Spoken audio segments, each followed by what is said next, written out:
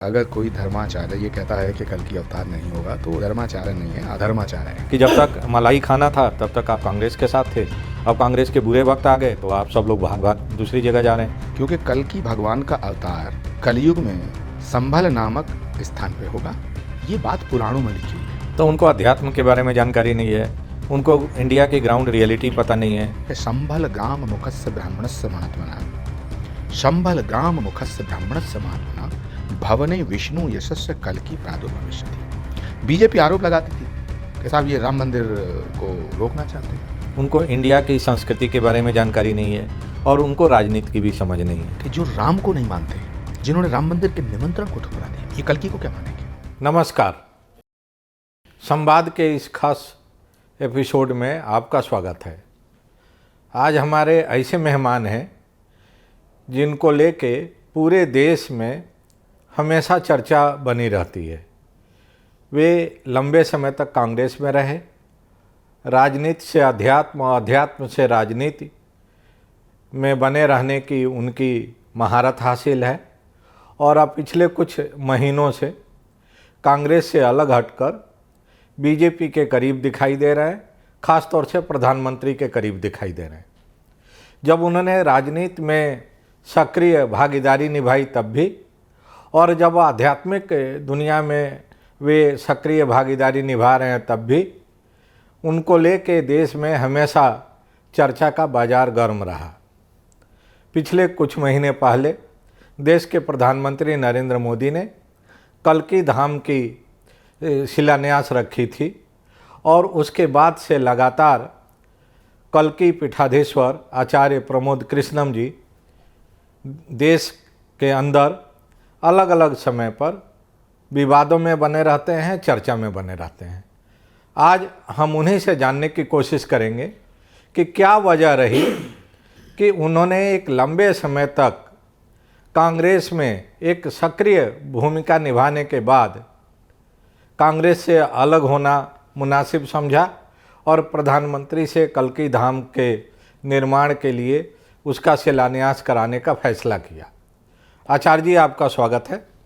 सबसे पहले तो हम चाहते हैं कि आप इस बात का थोड़ा खुलासा करें और इसकी व्याख्या करें कि कल्कि धाम या कल्कि अवतार की जो परिकल्पना है वो आपके दिमाग में कब आई, और कल्कि को लेके तरह तरह के कहानियाँ सुनने को मिलती हैं। कुछ धर्माचार्य कहते हैं कि कल्कि अवतार नहीं होने वाला है, कुछ लोग कहते हैं कल्कि अवतार होगा लेकिन संभल में नहीं होगा, जहाँ पर कि आप एक विशाल भव्य कल्कि धाम का निर्माण करने में जुटे हुए हैं। आपकी क्या राय है और आपके जो ये विश्वास का आधार है वो क्या है? देखिए वाशिन जी, पहली बात तो ये है कि अगर कोई धर्माचार्य ये कहता है कि कल की अवतार नहीं होगा तो वो धर्माचार्य नहीं है, अधर्माचार्य है। मुझे लगता है या तो मूर्ख है या फिर धूर्त है, क्योंकि कल की भगवान का अवतार कलयुग में संभल नामक स्थान पे होगा। ये बात पुराणों में लिखी हुई है। ये किसी आर्टिकल का हिस्सा नहीं है, ये किसी इंटरव्यू का हिस्सा नहीं है। श्रीमद् भागवत में, स्कंद पुराण में, भविष्य पुराण में साफ लिखा हुआ है कि संभल के एक ग्राम में, और ये संभल जो नाम है मेंशन है उसमें, संभल के एक ग्राम में भगवान का पूर्ण अवतार श्री कल्कि नारायण के रूप में आएगा। और ये भी लिखा है कि ये स्थान गंगा और राम गंगा के मध्य में होगा। और ये भी लिखा है कि इसका जो रेडियस है, इसकी जो परिधि है, वो लगभग 8 योजन होगी। नियर अबाउट अगर इसको हम किलोमीटर में देखें तो लगभग 48 किलोमीटर की परिधि होगी। 24 कोस कहते हैं। जैसे अवध की एक परिक्रमा है, ब्रज की परिक्रमा है 64 कोसीय, 84 कोसीय, ऐसे ही ये भगवान के अवतरण की स्थली की जो परिक्रमा है, परिधि है, ये 24 कोस की है। और इस 24 कोस में 68 तीर्थ होंगे। तो जहाँ प्रधानमंत्री जी ने शिलान्यास किया है वो गंगा और रामगंगा के मध्य में है। और श्रीमद् भागवत का एक श्लोक है जिसमें संभल और ये गांव का नाम मेंशन है। श्रीमद् भागवत का श्लोक है कि संभल ग्राम मुखस्य ब्राह्मणस्य महात्मना, संभल ग्राम मुखस्य ब्राह्मणस्य महात्मना, भवने विष्णु यशस्य कल्कि प्रादुर्भविष्यति। यानी विष्णु यश नाम के ब्राह्मण के घर में, भवन में, भवने विष्णु यशस्य कल्कि प्रादुर्भविष्यति। संभल ग्राम मुखस्य, ये संभल और गांव ये उसमें मेंशन है, तो इस पे कोई विवाद नहीं होना चाहिए। दूसरा, गंगा और रामगंगा के मध्य उत्तर प्रदेश में जो संभल है यही संभल है, बाकी कहीं संभल नहीं है। उड़ीसा में भी एक संभलपुर है लेकिन वहाँ गंगा नहीं है, वहाँ 68 तीर्थ नहीं है। पुराणों में स्पष्ट जिक्र आता है कि जहाँ भगवान का अंतिम अवतार होगा वहाँ ये चिन्ह होंगे। क्या क्या चिन्ह होंगे? और ये बहुत इम्पॉर्टेंट है, पूरी दुनिया को जानना चाहिए। और मैं आपके माध्यम से, जनतंत्र टेलीविज़न के माध्यम से, आपके माध्यम से पूरी दुनिया को ये बताना चाहता हूँ कि कलयुग में नहीं, कल की अवतार भविष्य का अवतार है। इसके बाद कोई अवतार नहीं होगा।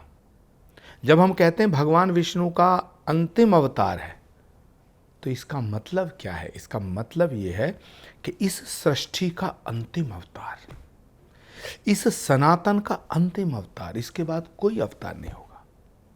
तो भगवान का अवतार जहां होगा वहां उनके अवतार से पहले श्री कल्कि धाम का निर्माण हो, ऐसा विचार या ऐसा संकल्प भगवान की कृपा से मैंने 18 साल पहले लिया। तब तो आप कांग्रेस में थे।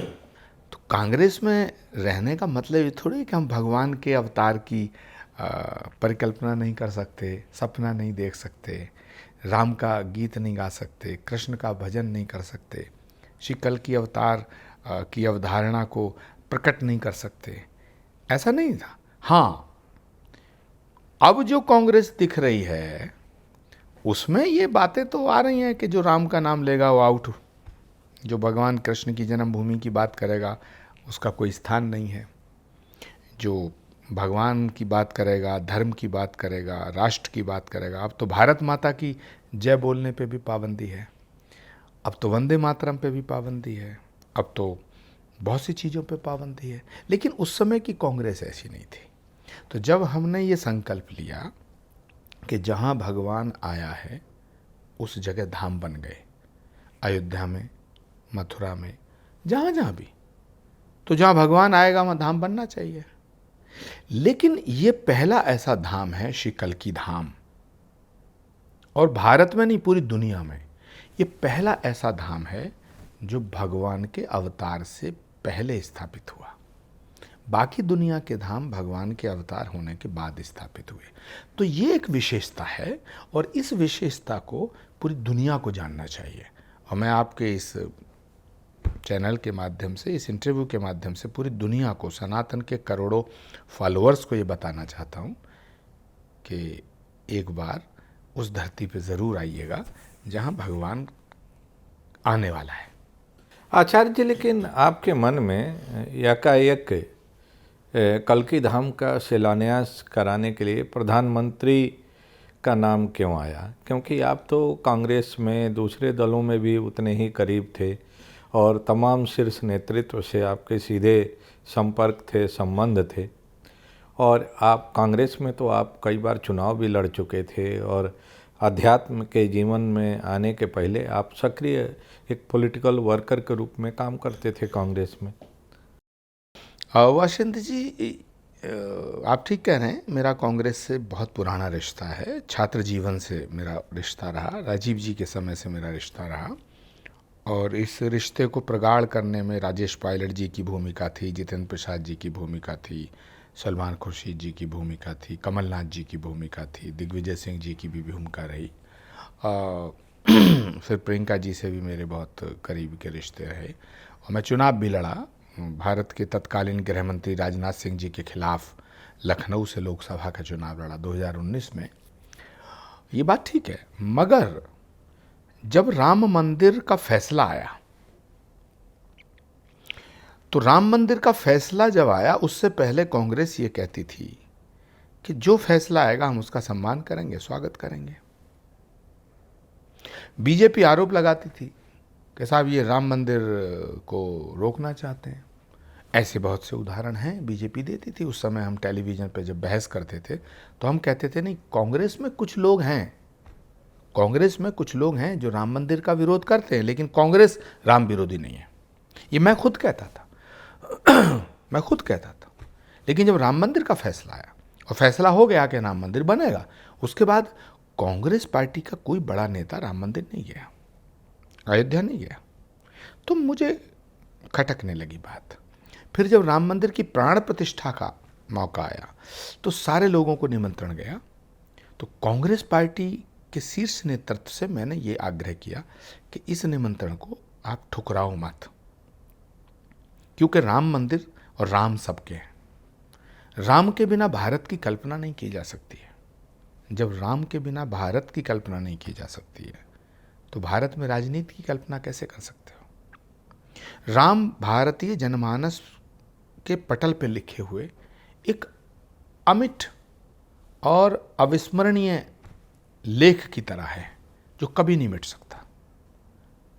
जब कांग्रेस पार्टी ने राम मंदिर के निमंत्रण को ठुकराया और उसमें अस्वीकार शब्द जोड़ा तो मुझे बड़ी पीड़ा हुई। मैंने इसका विरोध किया, लेकिन मेरी सीमाएं थीं। मैंने पार्टी के अंदर भी ये बात की। आप पूछ सकते हैं, आप शशि थरूर जी से पूछ सकते हैं, गुलाम नबी आज़ाद साहब से पूछ सकते हैं, कमलनाथ जी से पूछ सकते हैं, भूपेश बघेल से पूछ सकते हैं, जनार्दन द्विवेदी जी भी थे उस बैठक में, चिंतन शिविर था उदयपुर में, पॉलिटिकल अफेयर्स कमेटी में मैं था, मैं मेंबर था उसका, ये लोग भी मेंबर थे, सोनिया जी भी थी उसमें, खड़गे जी भी थे।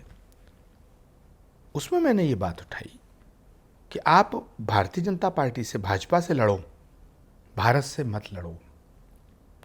आप राम से मत लड़ो, राम से लड़के नहीं जीता जा सकता है। आप राम के नाम पे चिढ़ते क्यों हैं? अयोध्या क्यों नहीं गए आप? ये राम मंदिर की प्राण प्रतिष्ठा से पहले की बात है। लेकिन जब इन्होंने निमंत्रण ठुकराया तो मैं तो गया। तो मुझे लगा, अब मैं आपके सवाल का जवाब दे रहा हूँ कि आखिर मैं कांग्रेस में था, श्री कल्की धाम का शिलान्यास प्राइम मिनिस्टर मोदी से कराया गया, इसके पीछे का लॉजिक क्या है? इसके पीछे कोई कॉन्स्पिरेसी नहीं थी, कोई सोची समझी बात नहीं थी। दो बातें हैं साफ। इसको ऐसा भी मान सकते हैं कि हुई है वही जो राम रचि राखा, ये मान सकते हैं। लेकिन अगर हम देखें तो मैंने ये सोचा कि जो राम को नहीं मानते,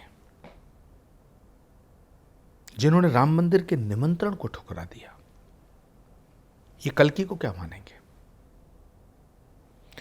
तो श्री कल्की धाम का शिलान्यास किससे कराया जाए? पूरे भारत में, बल्कि पूरी दुनिया में मुझे नरेंद्र मोदी से ज़्यादा पवित्र हाथ और किसी के नहीं लगे। इसलिए मैंने भारत के प्रधानमंत्री जी से आग्रह किया और उन्होंने उसको स्वीकार किया और सारी दुनिया के सामने 19 फरवरी 2024 को सुबह के टाइम भारत के प्रधानमंत्री कल्की धाम के उस पवित्र भूमि पे आए। उन्होंने उस भूमि को नमन किया, पूजन किया और अपने हाथों से, अपने कर कमलों से शिलान्यास किया। आज कल्की धाम का निर्माण हो रहा है। मैं आपको भी आमंत्रित करता हूँ, आप भी आइए कल्की धाम। कल्की धाम 3 से 4 साल में बन करके तैयार होगा, ऐसा हमारी लोगों का मानना है, जो उसमें इंजीनियर्स और जो आर्किटेक्ट काम कर रहे हैं। एक भव्य और दिव्य धाम बन के पूरी दुनिया का पहला ऐसा धाम है जो भगवान के अवतार से पहले बन रहा है। ये बताया ही जा रहा है कि जो कल्की धाम का क्षेत्रफल है वो राम मंदिर के क्षेत्रफल से काफ़ी बड़ा है। क्या ये सच है? देखिए, प्रत्येक मंदिर अपनी अलग विशेषता लिए हुए है। अयोध्या में जो श्री राम जन्मभूमि का मंदिर है वो एकदम अद्भुत है, वो एकदम आनंदित करने वाला भवन है। और जो श्री कल्की धाम का निर्माण हो रहा, ये भी अद्भुत बनेगा। जहाँ तक भवन का सवाल है, जो आपने प्रश्न किया, तो श्री कल्की धाम का जो भवन है वो लगभग 5.25 एकड़ में बन रहा है भवन, और श्री राम जन्मभूमि का जो भवन है मुझे लगता है वो 3.25 एकड़ में है भवन। बाकी तो प्रकल्प 50-60 एकड़ में है, बाकी और चीज़ें। तो श्री कल्की धाम का भवन अपने आप में अद्भुत है, और श्री राम जन्मभूमि मंदिर का भवन अपने आप में अद्भुत है। दोनों की कोई तुलना नहीं की जा सकती है। भगवान श्री राम हमारे आराध्य हैं, भगवान श्री कृष्ण भी हमारे आराध्य हैं, भगवान विष्णु के सारे अवतार हमारे पूज्य। लेकिन भगवान राम ही तो कृष्ण बन के आए, और कृष्ण ही कल्की के रूप में आएंगे। भगवान विष्णु के 10वें अवतार हैं श्री कल्की नारायण। तो भगवान, और गीता में तो भगवान कृष्ण ने स्पष्ट कहा, यदा यदा ही धर्मस्य ग्लानिर्भवति भारत अवित्थानम अधर्मस्य तदात्मानां सृजाम्यहम् परित्राणाय साधूनां विनाशाय च दुष्कृतां धर्म संस्थापनार्थाय संभवामि युगे युगे। हर युग में मैं आया हूँ, हर युग में आऊँगा। तो हमारा तो गीत है। हम तो जब संकीर्तन करते हैं तो ये कहते हैं कि तूने द्वापर में वादा किया था कि कलयुग में संभल में आऊँगा। तूने द्वापर में वादा किया था कि कलयुग में संभल में आऊँगा। जब बढ़ने लगेगा अंधेरा, आके धरती पे उसको मिटाऊंगा। स्वागतम कल्की, शरणागतम कल्की। तो हम तो भगवान कल्की का गुणगान कर रहे हैं, सुमिरन कर रहे हैं। क्यों? क्योंकि राम ही कृष्ण है, कृष्ण ही कल्की है। आप जितना सक्रिय आध्यात्मिक जीवन में हैं, उससे ज़्यादा सक्रिय आप राजनीतिक जीवन में भी रहे। और जिन लोगों का नाम अभी आपने ब्रेक पर जाने के पहले लिया है, संयोग से, चाहे वो शशि थरूर हों, कमलनाथ जी हों, दिग्विजय सिंह हों, गुलाम नबी आज़ाद हों, या एक सज्जन जो इस दुनिया में नहीं है, अहमद पटेल जी, ये ज़्यादातर लोगों के प्रति जो मौजूदा कांग्रेस नेतृत्व है उसको भरोसा नहीं है। उनकी निष्ठा संदिग्ध है कांग्रेस नेतृत्व की नज़र में। इसके पीछे का क्या कारण आप मानते हैं? आप परिपक्व नेतृत्व, आप परिपक्वता, ये जो कांग्रेस का वर्तमान नेतृत्व है, ये नेताओं के हाथ में नहीं है, कुछ नौकरों के हाथ में है। कांग्रेस पार्टी की जो दुर्दशा है, कांग्रेस पार्टी की जो ये बर्बादी है, इस बर्बादी का जिम्मेदार भाजपा का कोई नेता नहीं है।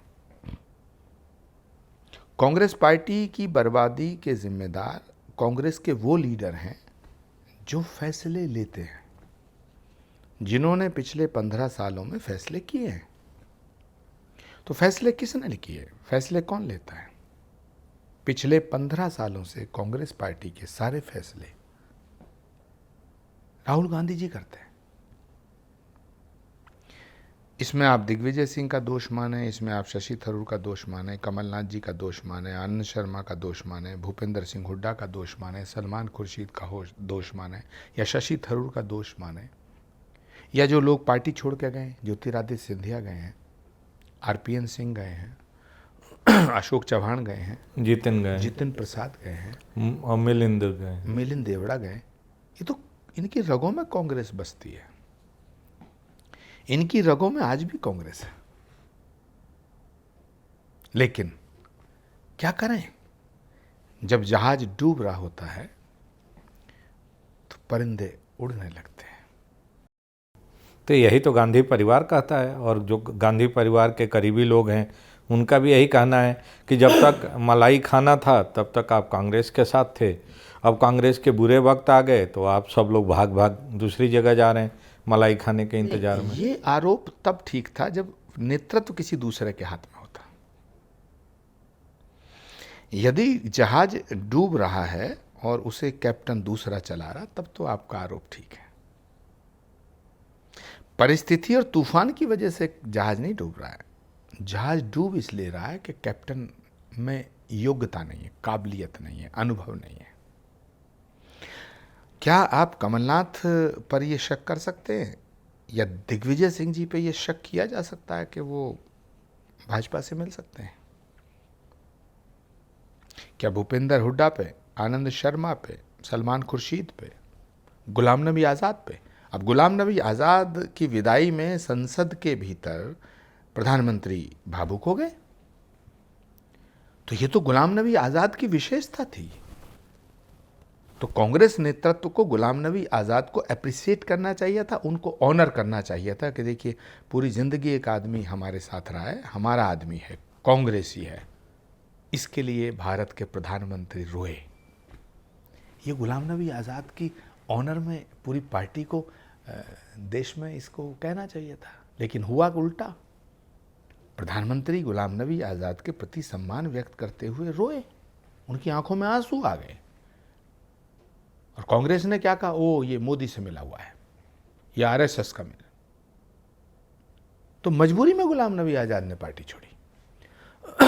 और फिर क्या कहा गया कि बीजेपी से मिलकर जम्मू कश्मीर के मुख्यमंत्री बनना चाहते हैं। गुलाम नबी आज़ाद ने आज तक भी बीजेपी ज्वाइन नहीं की।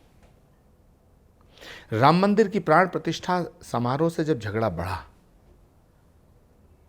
तो मुझे पार्टी से निकाला गया। जब मैं प्राइम मिनिस्टर मोदी से मिला,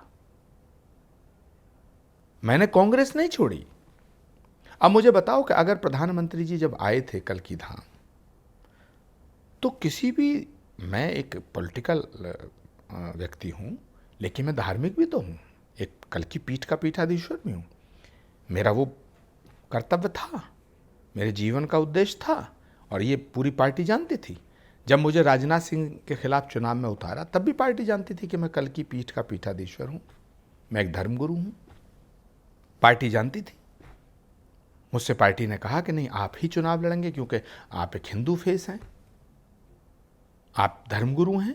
तब तो आपको यूज किया गया पूरे देश में एक हिंदू संत के रूप में, हिंदू फेस बनाकर। मुझे मध्य प्रदेश के अंदर स्टार प्रचारक बनाया गया। गुजरात में भी आपको भेजा गया था। गुजरात भेजा गया।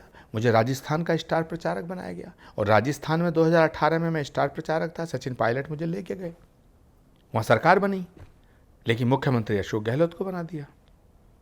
मुझे मध्य प्रदेश लेके गए, वहाँ भी सरकार बनी। अब सवाल इस बात का है कि जब आपके लिए मैं बड़ा अच्छा था और आज आपके लिए बुरा हूँ, मैं प्राइम मिनिस्टर नरेंद्र मोदी से मिल लिया, ये मेरा गुनाह। कल्की धाम का शिलान्यास हुआ, ये गुनाह। राम मंदिर में मैं गया प्राण प्रतिष्ठा में, ये मेरा गुनाह है। 370 जब हटाई गई तो मैंने कहा ये देश के लिए ठीक है, ये अच्छा फैसला है, ये मेरा गुनाह है। तो भाई अगर राष्ट्र के लिए बोलना, राम की बात करना, राष्ट्र की बात करना गुनाह है, तो ये गुनाह मैं 1000 बार करूँगा। आचार्य जी, एक और बात आपसे हम समझना चाहते हैं। आपके और अहमद पटेल के बहुत अच्छे रिश्ते थे, और अब अहमद पटेल इस दुनिया में नहीं है, और कांग्रेस पार्टी का ही जो इस समय का नेतृत्व है, उसका मानना है कि अहमद पटेल कांग्रेस में रहते हुए गुजरात में मोदी जी और बीजेपी से मिले हुए थे, बिहार में लालू यादव से मिले हुए थे, उत्तर प्रदेश में मुलायम सिंह यादव से मिले हुए थे। यानी कांग्रेस पार्टी के खिलाफ राज्यों में अहमद पटेल की जो निष्ठा थी, वो वहाँ के क्षेत्रीय दलों के साथ थी, क्षेत्रीय नेताओं के साथ थी। और राष्ट्रीय स्तर पर अहमद पटेल कांग्रेस में रहते हुए नरेंद्र मोदी जी को मजबूत कर रहे थे और बीजेपी को मजबूत कर रहे थे। इस पर आपको क्या कहना है? क्योंकि आज वो इस दुनिया में नहीं है कि अपना बचाव में कुछ कह सकें, और उनके परिवार को एकदम दूध की मक्खी की तरह किनारे बैठा दिया गया है कांग्रेस पार्टी में। आज अहमद पटेल हमारे बीच में नहीं है, लेकिन उन पर ये आरोप एकदम गलत है। क्यों गलत है? उन पर आरोप लगा कि साहब आप मुलायम सिंह यादव से मिले हुए हैं, लेकिन मुलायम सिंह यादव जी जब 89 में चीफ मिनिस्टर बने, 90 का दौर याद कीजिए आप, तो मेरे ख्याल से उस समय हिंदुस्तान टाइम्स में थे, प्रिंट मीडिया में थे, और आपके सामने वो घटनाएं घटी। तब तो अहमद पटेल का रोल था नहीं, तब तो वो राजीव गांधी जी का ज़माना है। पूरी पार्टी ने राजीव जी से कहा कि साहब मुलायम सिंह को चीफ मिनिस्टर नहीं बनाना है, सपोर्ट नहीं देना है। और कांग्रेस के एमएलए कितने थे? 97 उस समय, 97 एमएलए। और ये बात आई कि राजीव गांधी जी से कहा गया कि मुलायम सिंह जी को अगर समर्थन दिया गया तो कांग्रेस खत्म हो जाएगी, क्योंकि जो हमारा वोट बैंक है, जिसको वोट बैंक कहते हाँ, थे, वो कॉमन था। वो मुलायम सिंह की तरफ झुक जाएगा। लेकिन राजीव गांधी ने मुलायम सिंह को मुख्यमंत्री बनाने का फैसला किया। तो इसका मतलब राजीव जी भी बीजेपी से मिले हुए थे या मुलायम सिंह से मिले हुए थे। गुजरात की आपने एक मिसाल पेश की, तो गुजरात में तो अहमद पटेल ने मोदी से मिलके गुजरात में कांग्रेस खत्म कर दी। उत्तर प्रदेश में तो आप ही के हाथ में थी, सारे फैसले राहुल गांधी करते थे, सारे फैसले आज तक वही करते हैं। बिहार में किसने खत्म की? ये दिल्ली में कांग्रेस किसने खत्म की? ये केरल में कांग्रेस किसने खत्म की? आज जो पूरे देश की कांग्रेस चला रहे हैं वो तो केरल के आदमी हैं। इनसे पूछो कि केरल में कांग्रेस क्यों नहीं मजबूत होती? कांग्रेस पार्टी पिछले 10 सालों से जो चला रहे हैं ये तो केरल के लोग हैं, केरल के नेता हैं। तो केरल में कांग्रेस क्यों नहीं मजबूत कर रहे? महाराष्ट्र में कांग्रेस किसने खत्म की? आप बताएं। मध्य प्रदेश में कांग्रेस किसने खत्म की? वहां तो अहमद पटेल, वहां तो सुनिए, वहां तो वीसी शुक्ला और वो श्यामाचरण शुक्ला से लेके अर्जुन सिंह, दिग्विजय सिंह, कमलनाथ जी, ये सब लोग, ज्योतिरादित्य सिंधिया, उससे पहले माधवराव, सारे बड़े नेता मध्य प्रदेश के थे। 15 साल पुराना वाला जो शिवराज सिंह का पीरियड है, 15 साल और 5 साल, ये 20 वर्ष हो चुके हैं। वहाँ तो अहमद पटेल दखल भी नहीं देते थे। वहाँ कांग्रेस किसने ख़त्म की? ऐसे ही उत्तराखंड में कांग्रेस किसने ख़त्म की? तो मैं ये कह रहा हूँ, पंजाब में जो एपिसोड हुआ, आपने अमरिंदर सिंह जैसे व्यक्ति को, है ना, बेइज्जत किया। असली बात यह है वासिंद जी कि ये जो कांग्रेस पार्टी के ऊपर जो लीडरशिप है, इस लीडरशिप के इर्द गिर्द जो लोग हैं वो नॉन पॉलिटिकल लोग हैं, नंबर 1। नंबर 2, इनमैच्योर हैं, अपरिपक्व हैं, नौसिखिए हैं। ये सब हार्वर्ड रिटर्न लड़के राहुल जी के इर्द गिर्द आए। इनमें से किसी को भी ये नहीं पता गुड़ का पेड़ कैसा होता है, और खेती पे, एग्रीकल्चर पे आर्टिकल लिखते हैं। इन्हें ये नहीं पता कि आलू जमीन के नीचे होता है या आलू ऊपर पेड़ लगता है। और एग्रीकल्चर की बात करते हैं, किसानों की बात करते हैं, इन्हें पता ही नहीं, इन्हें पता नहीं। तो उनको अध्यात्म के बारे में जानकारी नहीं है, उनको इंडिया की ग्राउंड रियलिटी पता नहीं है, उनको इंडिया की संस्कृति के बारे में जानकारी नहीं है, और उनको राजनीति की भी समझ नहीं है। तो ऐसी स्थिति में आपको कांग्रेस का फ्यूचर किस रूप में दिखाई दे रहा है? देखिए, कांग्रेस का फ्यूचर तो, फ्यूचर का जो भगवान है, कल की भगवान, वही बता सकता है, मैं तो बता नहीं सकता। लेकिन ये बात बहुत इंपॉर्टेंट है कि आपने कहा उनको इसका ज्ञान नहीं, उनको उसका ज्ञान नहीं। मैं आपसे एक सवाल करता हूँ। जो नेता इंदिरा गांधी जी के साथ रहे, वो राजीव गांधी के साथ भी रहे, सोनिया जी के साथ रहे, मनमोहन सिंह के साथ रहे, नरसिम्हा राव जी के साथ रहे, उन नेताओं की उम्र में और राहुल जी की उम्र में 40-40 साल का अंतर है। 30-30 साल का अंतर है। यानी जो आपकी दादी के साथ रहे, आपके पिताजी के साथ रहे, आपकी माँ के साथ रहे, आप उन्हें बेइज्जत करते हैं, किसी को लंगड़ा घोड़ा बताते हैं, किसी को बूढ़ा बताते हैं, स्लीपर सेल, किसी को स्लीपर सेल बताते हैं। आपको शोभा देती हैं ये बातें? ये वो सब नेता हैं जिन्होंने आपको उंगली पकड़ के चलना सिखाया। और इनमें से कोई भी नेता, मैं बहुत बड़ी बात कह रहा हूं, मुझे नहीं लगता कि कोई इतनी ये बात कहेगा, इनमें से कोई भी नेता, मैं सबके साथ रहा हूं, मेरे सबसे अच्छे रिश्ते हैं। मैं आजकल बात नहीं कर रहा हूं उन लोगों से, लेकिन भावनात्मक रूप से मैं उन्हें मिस करता हूं।